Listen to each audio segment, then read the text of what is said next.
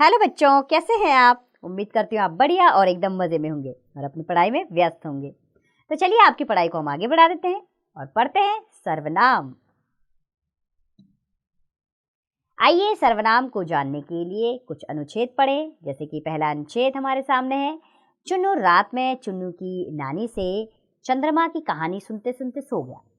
सपने में चुन्नू ने देखा कि चुन्नू कुछ अंतरिक्ष यात्रियों के साथ चंद्रमा की सतह पर उतर गया है। जब वहां चुन्नू ने इधर उधर नजर दौड़ाई तो चुन्नू के आश्चर्य का ठिकाना ना रहा। ये तो पढ़ लिया, ठीक लगा इसको पढ़ने में। चलिए इसको एक बार इस प्रकार पढ़ते हैं। चुन्नू रात में अपनी नानी से चंद्रमा की कहानी सुनते सुनते सो गया।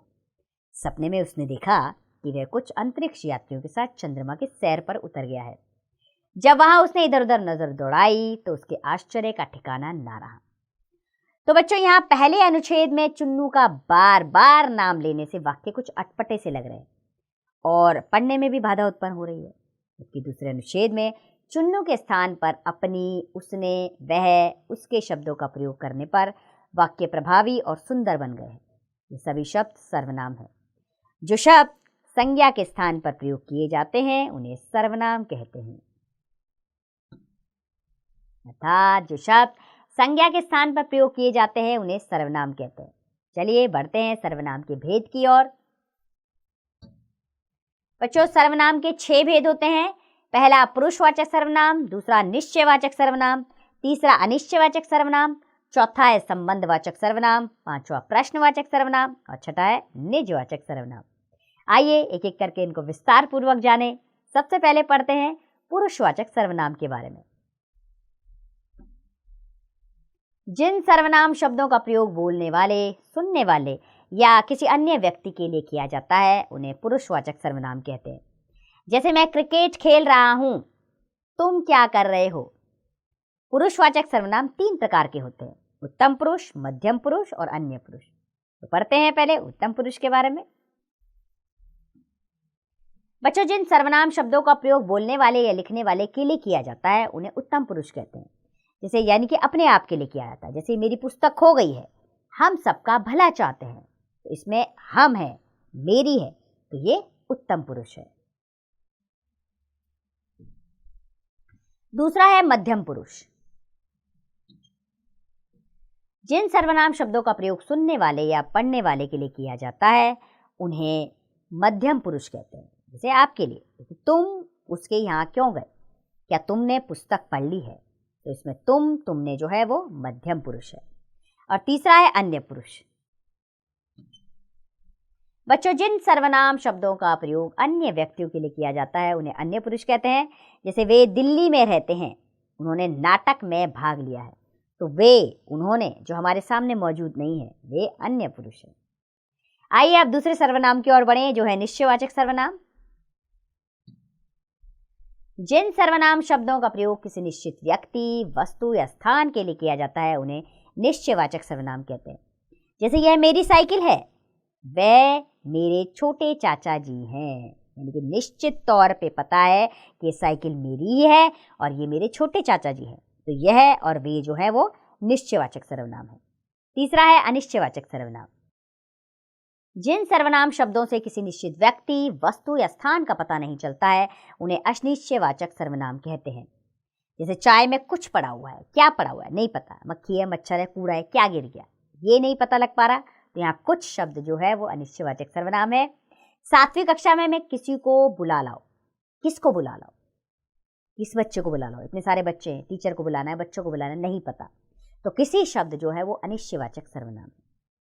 और चौथा है संबंधवाचक सर्वनाम। जिन सर्वनाम शब्दों का संबंध वाक्य में प्रयुक्त अन्य सर्वनाम शब्दों से होता है उन्हें संबंधवाचक सर्वनाम कहते हैं। जैसे जो मदद करता है उसे सभी चाहते हैं, जैसा बोओगे वैसा काटोगे, तो जो और उसे और जैसा और वैसा जो है वो संबंधवाचक सर्वनाम है। और पांचवा है प्रश्नवाचक सर्वनाम। प्रश्न पूछा जाए जिसमें, अर्थात जिन सर्वनाम शब्दों का प्रयोग किसी व्यक्ति, प्राणी या वस्तु आदि के विषय में प्रश्न पूछने के लिए किया जाता है उन्हें प्रश्नवाचक सर्वनाम कहते हैं। जैसे यह पौधा किसने लगाया है, दरवाजा कौन खटखटा रहा है, तो किसने और कौन जो है वो प्रश्नवाचक सर्वनाम है। और छठा और अंतिम सर्वनाम है हमारा निजवाचक सर्वनाम। तो बच्चों, जिन सर्वनाम शब्दों का प्रयोग कर्ता द्वारा अपने आप के लिए किया जाता है उन्हें निजवाचक सर्वनाम कहते हैं। जैसे कि वह अपने आप आया है, मैं यह काम स्वयं कर लूंगा। तो अपने आप और स्वयं जो है वो निजवाचक सर्वनाम है। आइए अब सर्वनाम शब्दों का रूप परिवर्तन भी जान लें। तो बच्चों, सर्वनाम शब्द विकारी होते हैं। विकारी यानी परिवर्तनशील, इसमें परिवर्तन आता है। इसमें केवल वचन और कारक के कारण परिवर्तन होता है। जैसे वचन के कारण होने वाले परिवर्तन है, दिनेश महेश का भाई है, वह दिनेश कक्षा 6 में पढ़ता है। वे दिनेश और महेश एक ही स्कूल में पढ़ते हैं। अर्थात दिनेश और महेश भी लिखा जा सकता है, उसकी जगह वह भी लिखा जा सकता है, उनकी जगह वे भी लिखा जा सकता है। तो ये परिवर्तन इसमें वचन के कारण आ गए। अब है कारक के कारण होने वाले परिवर्तन। जैसे मैं खाना खा रहा हूं, कर्ता कारक।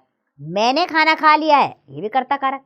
मुझे खाना खाना है, कर्म कारक। मेरे लिए खाना ले आओ, संप्रदान कारक। मुझ पर दया करो, अधिकरण कारक। तो मैं, मैंने, मुझे, मेरे, मुझ, ये सब क्या है? सर्वनाम। इसमें कारक के कारण परिवर्तन आ रहा है। आइए बच्चों, एक बार सर्वनाम अध्याय को आपके अभ्यास के लिए दोहरा लेते हैं। बच्चों, जो शब्द संज्ञा के स्थान पर प्रयोग किए जाते हैं उन्हें सर्वनाम कहते हैं। सर्वनाम के 6 भेद होते हैं: पुरुषवाचक सर्वनाम, निश्चयवाचक सर्वनाम, अनिश्चयवाचक सर्वनाम, संबंधवाचक सर्वनाम, प्रश्नवाचक सर्वनाम तथा निजवाचक सर्वनाम। पुरुषवाचक सर्वनाम 3 प्रकार के होते हैं: उत्तम पुरुष, मध्यम पुरुष तथा अन्य पुरुष। जिन सर्वनाम शब्दों का संबंध वाक्य में प्रयुक्त अन्य सर्वनाम शब्दों से होता है उन्हें संबंधवाचक सर्वनाम कहते हैं। जिन सर्वनाम शब्दों का प्रयोग कर्ता द्वारा अपने आप के लिए किया जाता है उन्हें निजवाचक सर्वनाम कहते हैं। तो उम्मीद करती हूँ बच्चों, सर्वनाम आपको अच्छे से समझ आया होगा। अब इसका अभ्यास कार्य आप स्वयं कीजिए।